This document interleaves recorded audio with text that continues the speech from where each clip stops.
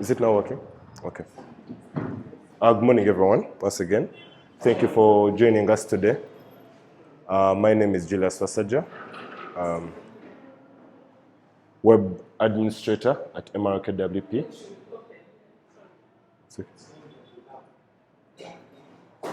Web administrator? It's okay. It will have like some noise in there.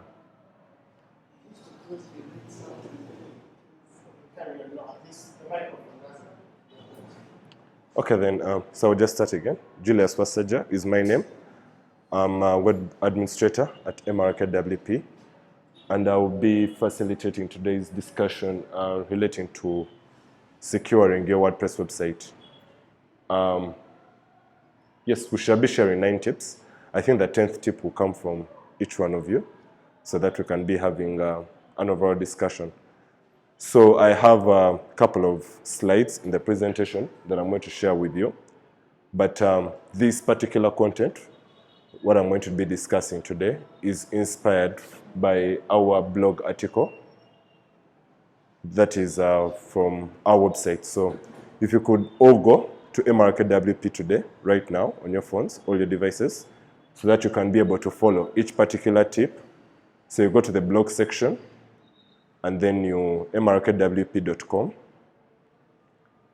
So you go to the blog section, then the latest article there is the one that will be leading this particular discussion. In the meantime, I would like to inquire whether any of you have had your sites hacked before. Those who are doing any WordPress websites. Have you, or you have had? Unfortunately. What was the experience like? What was the cause? I think the server I was using wasn't 100% secure. Which was shared hosting? Yeah. Which hosting provider was that? You don't put them. Okay. Was it a local service provider? Local service provider. The rest of you, all your sites are secure? I think I've only had one incident for one of the sites that I've designed, that is Techgraphic. We just had a distributed kind of denial of service attack, DDoS, that was with that particular group that was claiming to be hacking government websites. That hacking group, so they just sent so many bots, and in the end I got a notification that the site was down due to so many. Yes, but overall I've not really had any experiences, maybe because some sites are not really, they do not really have so much traffic, but that is the only incident that I've had. So to lead that particular discussion, we're going to look at some of the tips we can take to, secure and have more sites that are free from attacks. So just talking about security overall, in terms of systems, we have specific things that we look out for. We have an abbreviation called CIA that leads web security, or generally information security. So the C will stand for confidentiality. Then we have integrity, then availability. So those are the key things we focus on. Confidentiality, to ensure that the information is accessible to the right people, to whoever is authorized. Then integrity, are they receiving the right information, to ensure that the message along the way does not, change and everything is kept intact. Then availability, is the system available for people to access and so on. So in all the tips that we are going to look at, we shall be trying to relate what aspect of information security it relates to at the end of the day.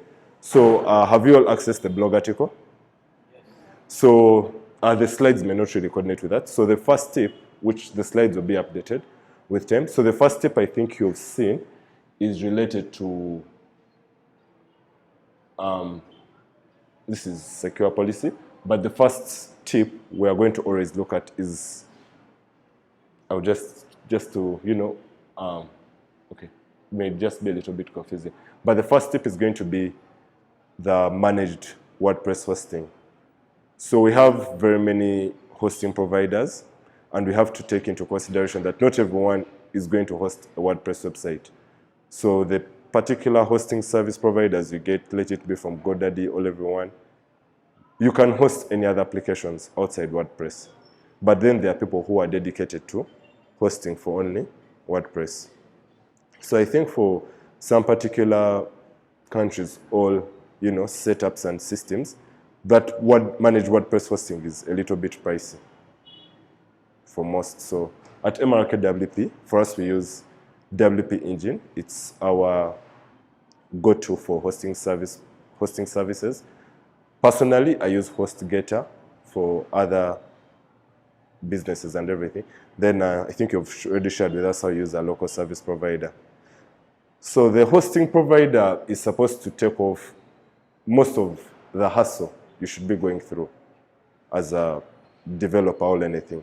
They should be able to ensure that your WordPress website is available.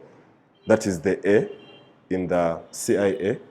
It's supposed to be secure, confidentiality. If you do not want specific parts or, part of your file system to be visible to other people, the C, the confidentiality, your managed service provider is supposed to be catering for that. So the first tip that I would encourage you is to always look out for good hosting services. You can either look at a dedicated one, or you can have your own dedicated server, depending on the price point. But overall, if you go for very cheap services, this is going to expose you to a lot of risks. You're going to be sharing with various people. In case of a distributed attack, your servers are going to be weak, they cannot be able to handle all those bots, or they cannot be able to filter out what is bot traffic or not. So the first tip for most people, I would encourage you to have a very good hosting service provider. So that now, I think you can see we have now started catering for that from the top level. Then coming to the lower level, the next tip is for us to have a security plugin installed. So we use WPMU Defender Pro at MRK WP. It basically has, various parts of security services or features. The most common one that we usually use, that I personally enjoy, is the malware scanning. So what happens whenever we update websites, update our plugins and themes, we have to run a scan on the website. So what it does, it looks out for any particular vulnerabilities we have, any outdated plugins that have vulnerabilities that have been mapped, and that is usually with SCF Pro. They normally send out various patches, but whenever you take time without updating a plugin and they identify a vulnerability, that scanning is sometimes automated. We will run manual ones, but the automated one will directly send you an email telling you that this particular plugin has a vulnerability that has been identified, and SCF Pro has maybe sent out a security patch. So go in and cater for that. So we have other plugins. We have Securi. I think some of you know it, that you can look out for to, run those particular scans.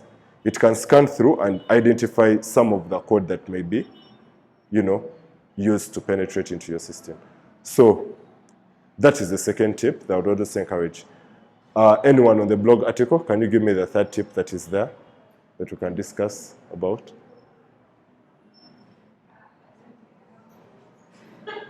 You had it? Yes, you're there. The third tip? Updating plugins. So I think I've already talked about that a little bit. WordPress being open source.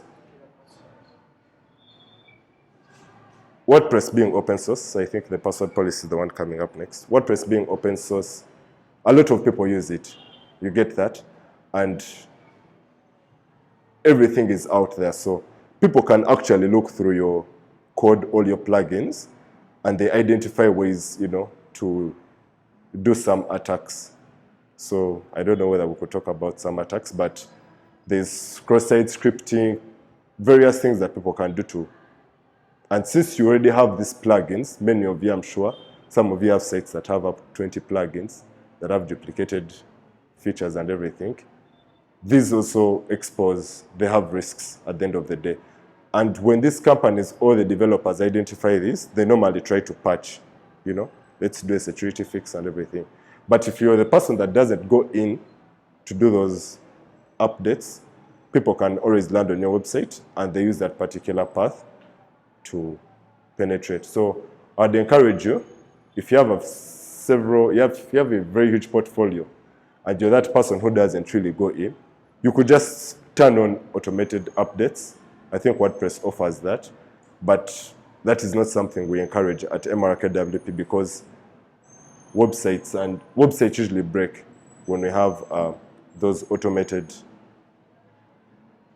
updates. So I think the next one that I think this is the one that causes most issues, is the password policy. So a policy is basically the way you do things. Let me say in an organization or anything. So you should have a policy, a way that guides how you particularly run certain things. And relating to passwords, most of you are using emails. Some of you are using admin.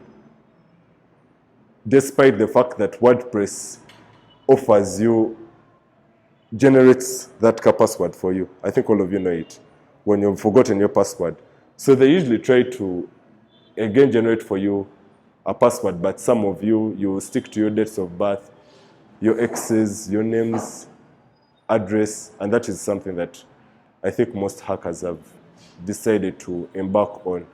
So if I know Lawrence has a website, Media Uganda, I just go in, I write down my possible passwords. Lawrence, Bihira, the kids' names, the workplace itself, even the name admin itself. So passwords is something, password and the PIN, it's something you should, always put some serious emphasis on.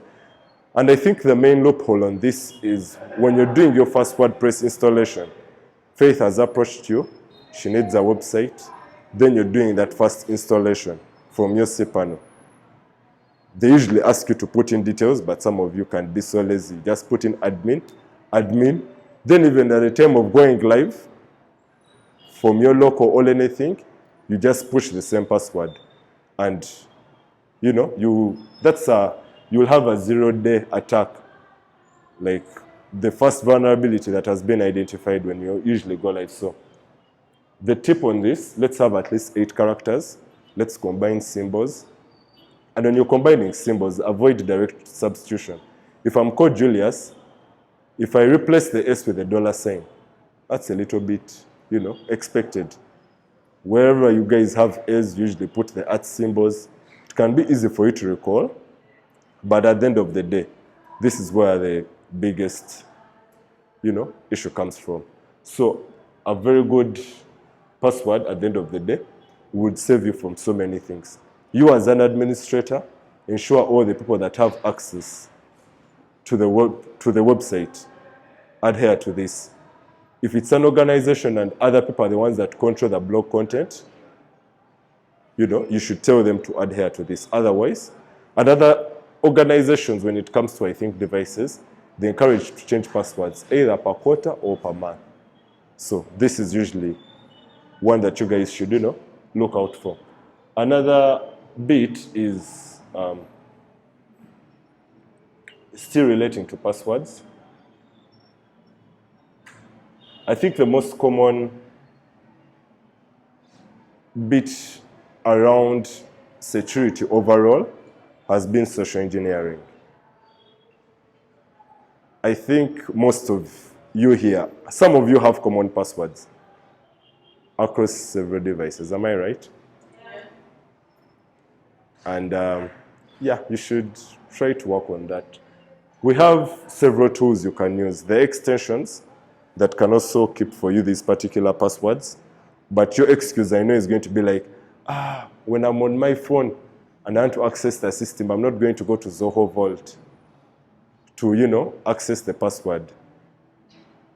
One way around that is you can trust your you can, trace the sign-in using other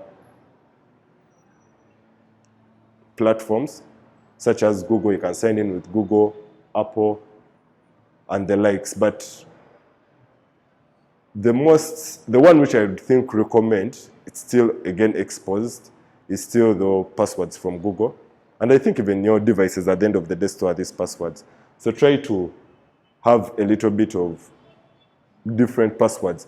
If I interact with Faith and she gives me her password for, let me say, creative themes where they sell themes, and I just get her password, let me say her password is "In God I Trust 2022.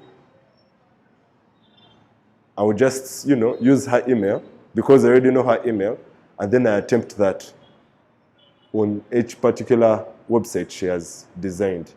One way or another, I may go into those particular.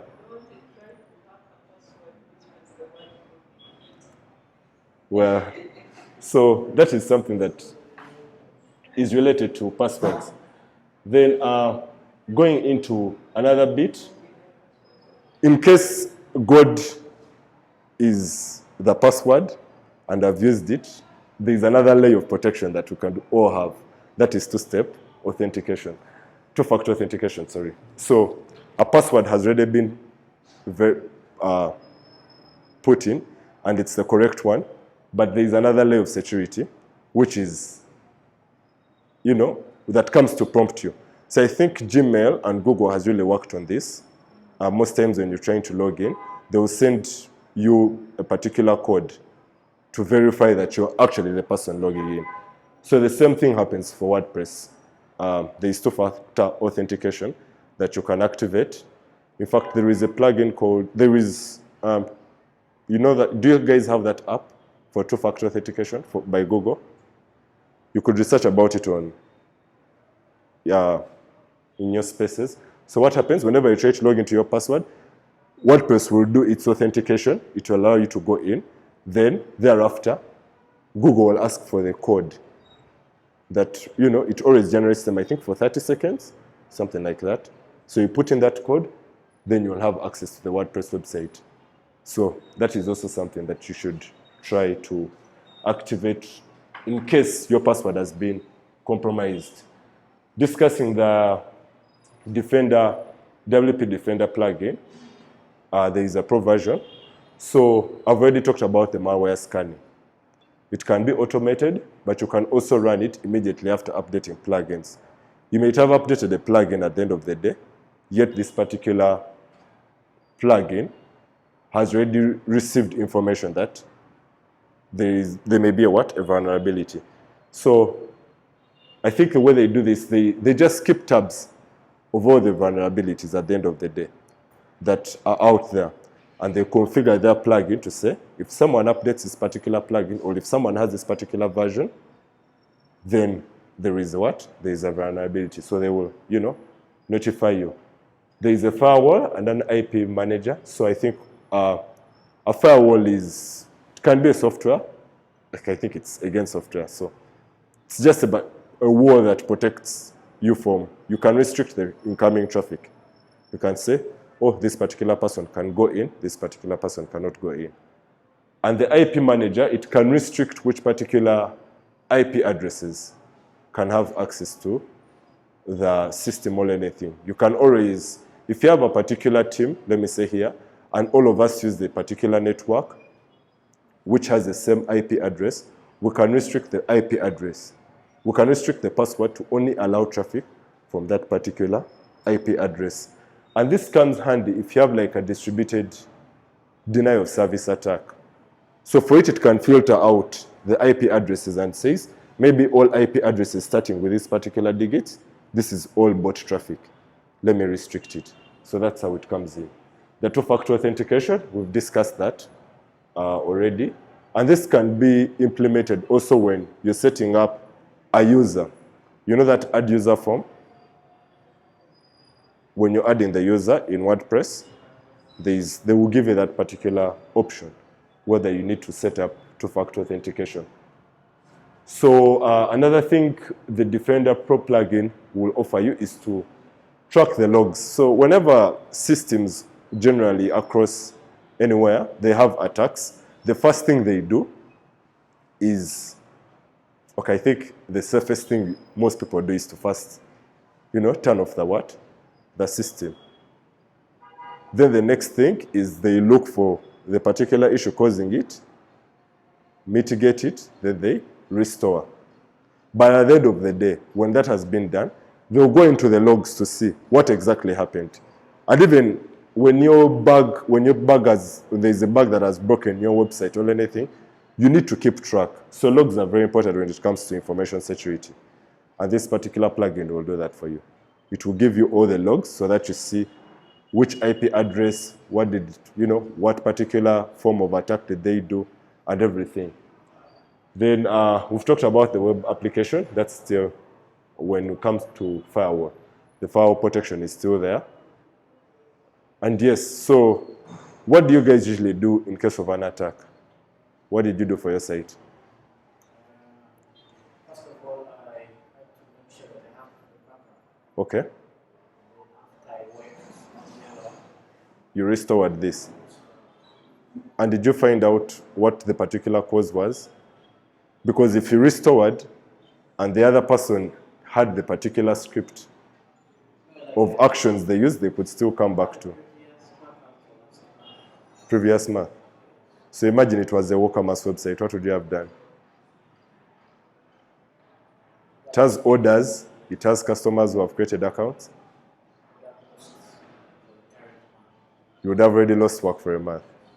So I think, how would you solve that? We've already discussed something that would really solve that for you. Because your issue was you had a monthly backup. So how would you mitigate that? Anyone who could help us solve that? His solution was to restore. Of course, most systems, they will still restore. But the backup was 1 month ago. How would we solve that?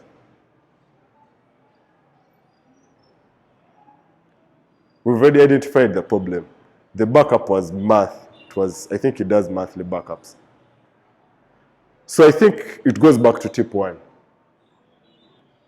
That was what? The hosting provider. So when you look at people like Kinsta, WP Engine, the likes of Cloudways, WPMU also offers hosting. They have daily backups.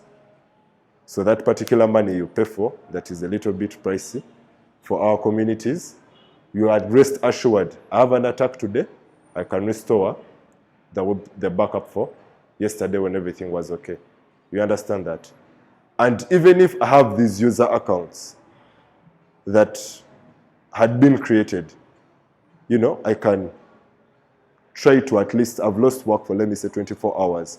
But one way or another is the dedicated WP hosting provider has dedicated for you backups. You don't have to go in each particular moment to create that particular backup. But if you're also doing that, I would recommend maybe you do your backups, say every week, I think. Or some of you can write those scripts to go in, do those backups, with time, because that's what the hosting provider is doing. So if you do not want him to do that for you, you sit down and you write your scripts. Always connect to your FileZilla FTP, pull down the website with time, so that you always have your backups at the end of the day. maybe just a quick one. Okay? What does that, it's usually on the server. Okay. Something that does login invitations. What does that for? Is it, Login. yeah, like logins. Maybe you try multiple times, like one. Oh, then it locks you out. I would call it, okay, it's restricting. There is an IP filter at the end of the day. And it just detects 192.88 has, tried several times. So it will block you out. I think this is for Defender Pro, from what I think. So it would lock you out. But at MRKWP, we've also noticed WP Engine does it for us. So sometimes you try to even log into the platform itself, and it blocks you out several times. It just, doesn't allow you to go in. So again, going back to your hosting provider. Your hosting provider can automatically filter out the IP addresses for you, or these particular plugins can do that for you. And okay, yes, it does some form of, if it's bot traffic, it can do that for you, because bots will be like, for them, they will just try. They will not have the intelligence to know.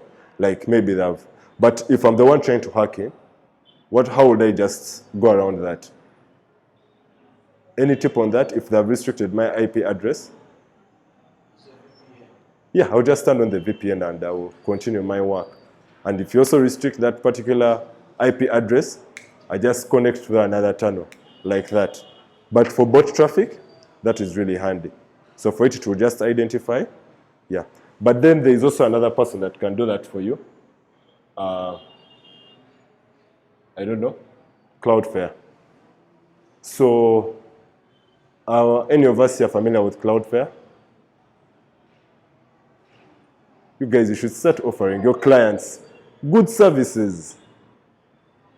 So Cloudflare offers several benefits, but I think the main one is to put your content on several servers. So a content delivery network. What happens if Julius here uses HostGator? HostGator services are in the US. You get that? So what I do is I'll use Cloudflare. They have several servers across the world. I think one which I'm really familiar with could be in South Africa. And when I configure Cloudflare with my website, they will keep a copy of my website files on their servers in South Africa.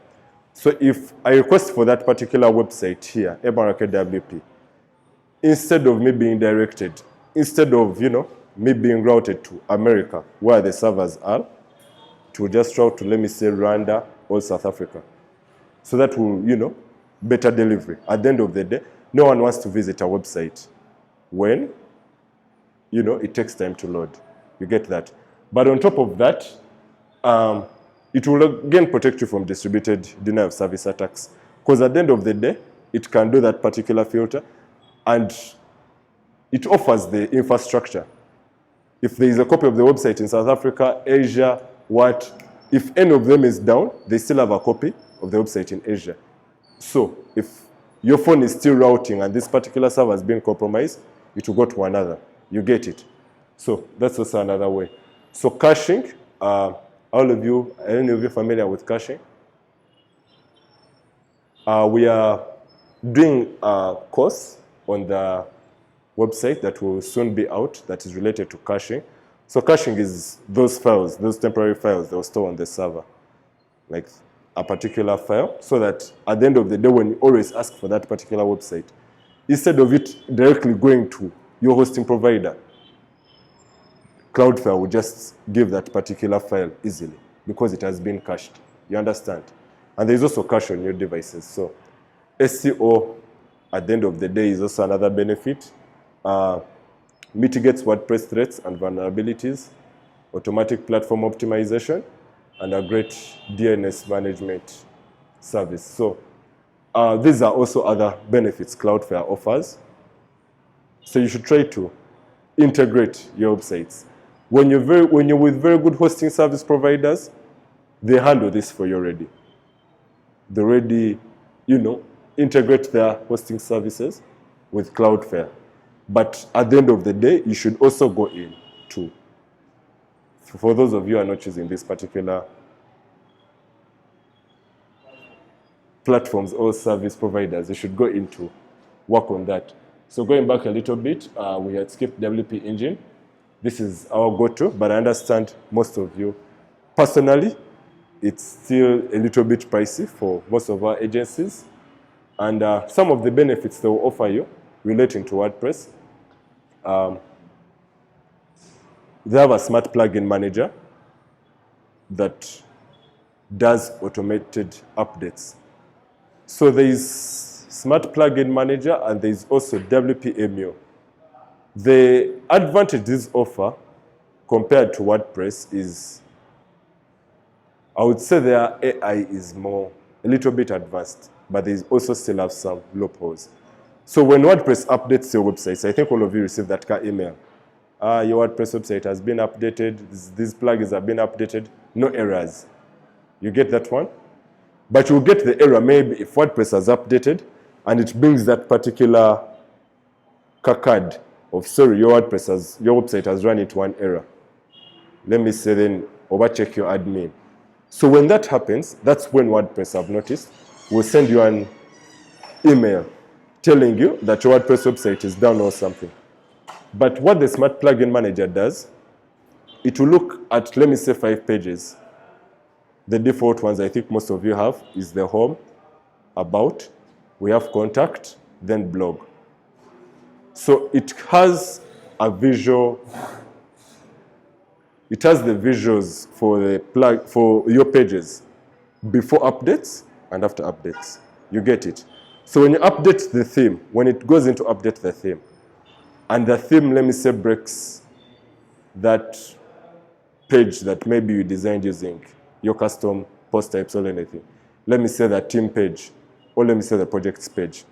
SCF has updated, the project's post type is breaking, and it appears on the front end. Smart Plugin Manager will then roll back to the backup before it updated SCF. Do you get that? It goes into update, it updates, it compares. Are these pages still intact? Yes, okay. This plugin has been successful. This update has been successful. Goes into update, something breaks. You will not even find out. It will just roll back to the previous what? To the previous update. Because whenever it runs before it runs an update, like all of you should be doing, first create a backup. Something breaks, restore to that particular point. So WP Engine has that particular plugin that does that for you. Another WPM also does it with these automated updates. When you offer it 5 pages for it to look at. But one thing we've noticed, this is or not always, it has worked in some cases, other cases some sites are broken. And this AI doesn't, identify that. And sites breaking, it's not usually on the front end only. Some sites break at the what? At the back end. So at the end of the day, if you have a very huge site, it has a lot of moving parts. It has like 7 post types. It has WooCommerce or anything. I would recommend do those updates manually. Go in, create a backup. In fact, the best thing we all usually do, we have a course on how we do updates. Copy the site to staging. Update plugin by plugin. Because if you just select all and you say update, and the site breaks, you will not know what has broken the what? The site. So we update one by one, creating a backup point at each particular update. So that when something breaks, we can say, hey, so this is the plugin that is breaking. You can do several tests at the end of the day. But that is something we shall discuss about when it comes to updating. So global edge security, this is also something that also Cloudflare offers. Then we've also talked about tracks and logs. At the end of the day, everyone needs to know what happens at each particular point. We all have logs. If we have someone to log for us our lives, we could, maybe do things a little bit more. How much time you've spent here. So logs, even when it comes to information security, they are very key. Automated backups, we've already talked about that. And at the end of the day, chat support, which is 24/7. Yeah, they already have people. I think most of your service providers for hosting offer this too. And for upgraded plans, there is also live chat support where you can interact with the support person at that particular instance. So that can also be handy in case something has happened and it's beyond your scope. WP Engine has a very good team that will do that for you. So I think you guys are the team. Do you guys offer 24 support for your clients? Lawrence, 24/7 support? 12 hours. That is from 8 to... Are all your clients Ugandans or? Hey. Email support. And what if it's really, really urgent?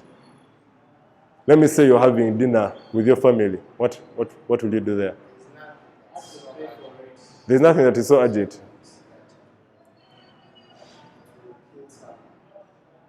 Okay, so for you, that's where you draw the line. Faith, 24/7. I know some of you, they even write emails, and it's weekly support. Okay, so we've looked at that. Then there is something here. So we have the WP config file. Have any of you really interacted with it?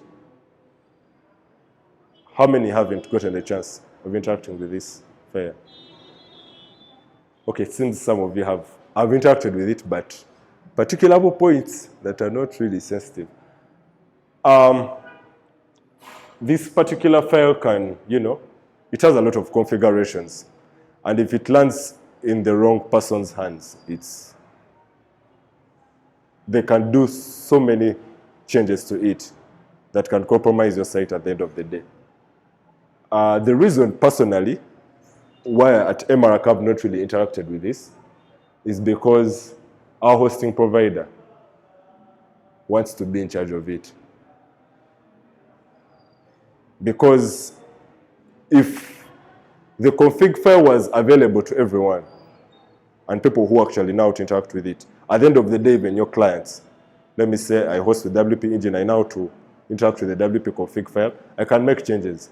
I can change the revisions to any particular number.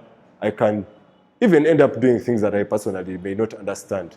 So what a good service provider does, he hides this file from you and he handles it, basically. So whenever we need to do changes to WP config file, of course we can pull it down and we see what the contents are in FileZilla or anything.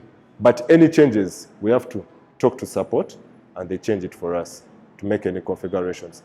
So I would, request Lawrence to just chip in on this one.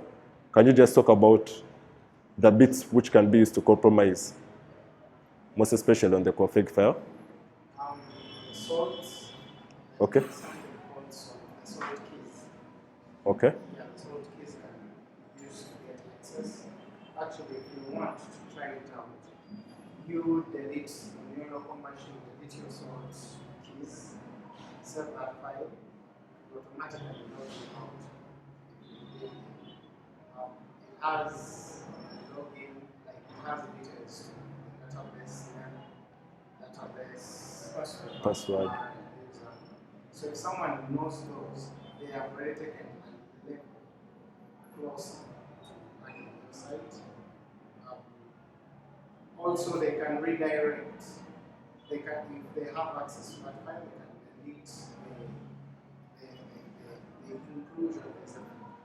There's a section at the bottom where you include the rest of the files that should be written by that place. Okay. So I can just rewrite the file and redirect it to my other site.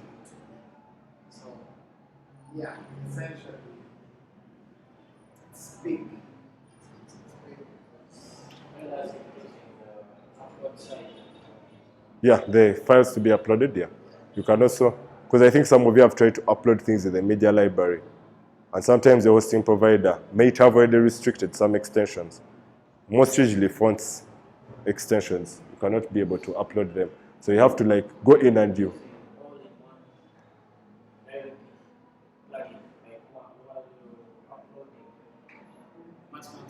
Maximum sizes. Okay. For you use that particular all-in-one migration? Okay. All right then. All you can, just FTP, you put it there by force. Then they will have nothing to do.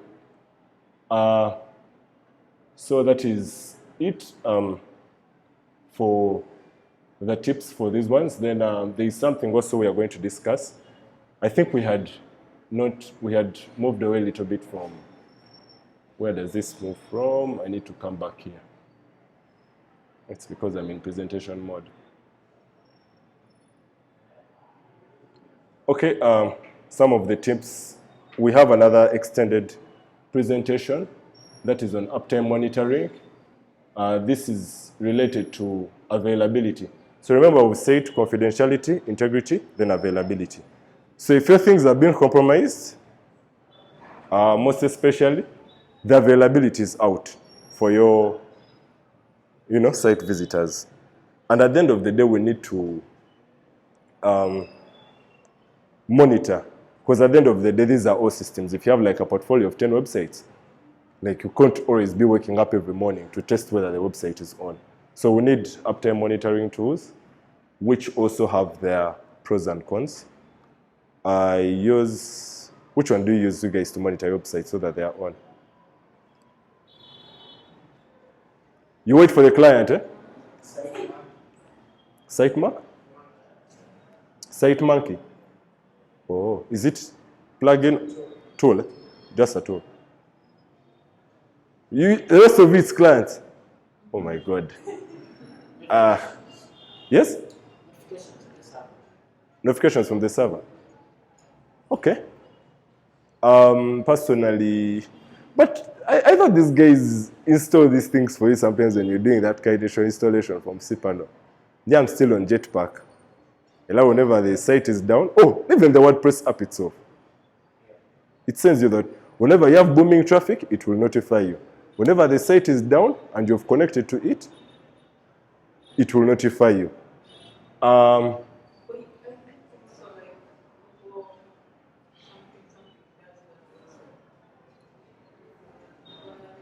Google Analytics.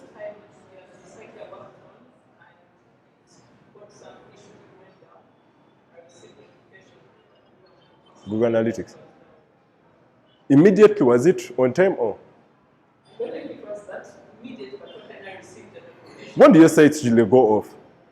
Me, I can testify. Sometimes when the payment has delayed for the hosting. Yeah? WHM. Web host manager. Whenever your thing is, so when it goes off, what happens? Do they email you? Because for me, they can send me some warnings, I ignore. Then the next thing I see WordPress sending me the notification. Traffic is down. A month before. So I think you should all have those uptime monitoring tools. The issues with the likes of Jetpacks and what? And most uptime monitoring tools, they generate traffic. Because at the end of the day, how do you expect them to know that the site is what? Is down. And that traffic at the end of the day, if you're hosting with some other people that bill per traffic, you will pay. So let me say if I've said this hosting plan is within 10,000 site visitors, and then there are not 10,000, your uptime monitoring tool is always, So there are good ones. Of course, WP Engine also offers those. It can automatically tell you, like the hosting provider can just automatically tell you that your site is down and what, so that you don't have to, install another or use another service that is going to generate traffic. So uptime monitoring, we just need to know what is happening at that particular time. If the site is down, let us get notified. It's being hacked, we know. Excess traffic, bot traffic, something is happening to your website, we need to know the uptime monitoring. Then you can't definitely always rely on them. Like I've said, manual checks come in. To test, I think for this, apart from SCF, sometimes when you also update your blocks, let me say Elementor, there's Elementor, then we also have, I think page builders usually, yeah? They will give the visual differences if you've updated and something has broken. But then, the back end can also break at the end of the day, or something may not function the way it's supposed to be. You can go, let me say, to that particular post type to update, or you even go to that particular page and it's no longer updating. So this is where manual checks need to come in. That on top of allowing everything to be automated and monitored in terms of the visual bit, you still need to do those manual checks at the end of the day too. Know whether everything is still intact. Then last but not least, We've talked about this. This is still uptime monitoring, say every 10 minutes. And the particular tools like we've discussed, I would still go back to having a very good dedicated hosting provider. But if that does not work out, at the end of the day, you should personally have some way of configuring to ensure that you're always updated on what is happening. So the monitoring tools, some of them we have the Mozilla Observatory, we have the SSL server test, QLYS, what's the pronunciation? GT metrics, which most of you still use for page speeds, then security headers. In case your person does not, your hosting provider does not offer them, will not offer for you the bit. So these are also some other tools that you can use. Pingdom, Site 24/7, they can help you know what's happening in terms of monitoring.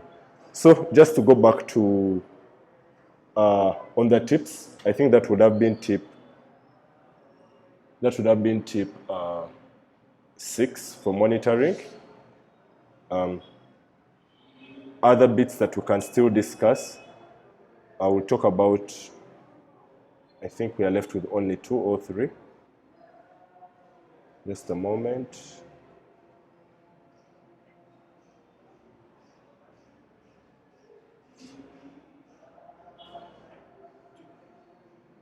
So we need to also, in terms of the admin, let me just restrict this window here.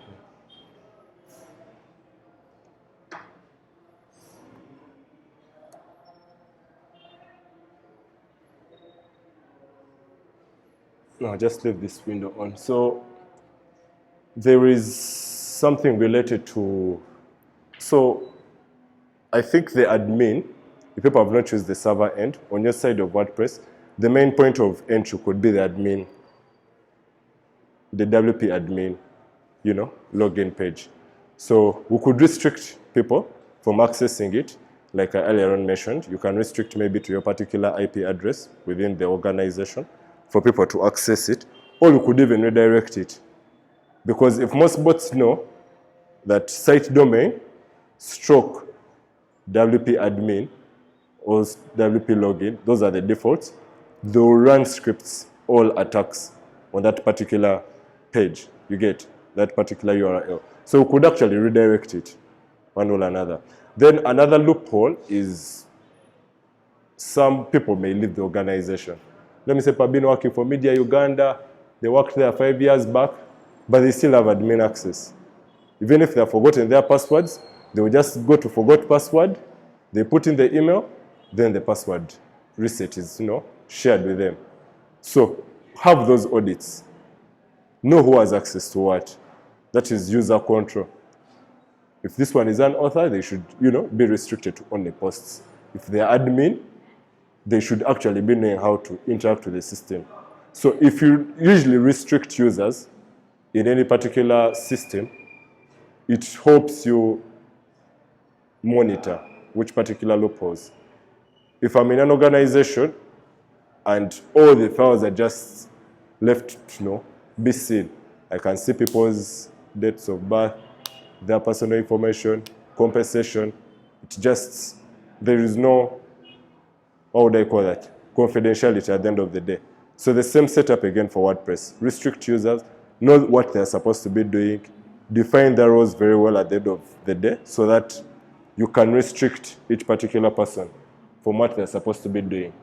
So I think that will conclude our discussion on that. I don't think there is anything to add. So I'll get the 10th tip from each one of you. For you, what you personally do. It may not be so technical, but at the end of the day, it's handy. So I'll start with you. The extra tip, the 10th tip. WordPress security.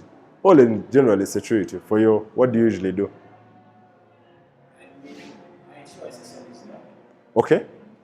That's something that I think I skipped. Also, I ensure that I limit or I change the default login page URL. Yours redirect it to another page. Or another link, like instead of slash www login, and then I can customize it. Whom do you be limiting? You limit logins or you limit traffic? Like access to that login form. Oh, the login form. Okay. So you restrict it using IP address? I customize it. Okay. Plugin That does that. Ah, but you have plugins, you man. How many plugins do you have on your site? I have like 4 maximum. 4 maximum. The rest you do the things yourself. Eh? Okay, that's good. Then Faith, WordPress does it for you. Eh? The automatic updates, everything does it for you. Oh, there must be something unique you do. What do you do? Your particular security practice. Yeah, one tip. One thing.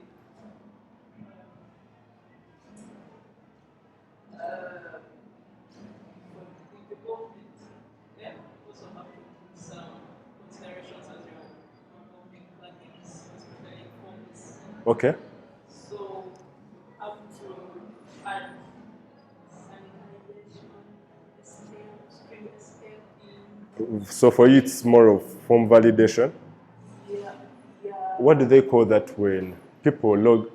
What do they call it? This is to prevent record injection. Injection, SQL injections. SQL injection. So Okay. you have to, when you're creating the form, make sure that you add those sanitizations and escaping, make sure that such instances Okay. do not happen. So this is not on your end. Oh, yeah. Developer side. Yeah, I think also forms cater for that at the end of the day. So, okay, that's good. I think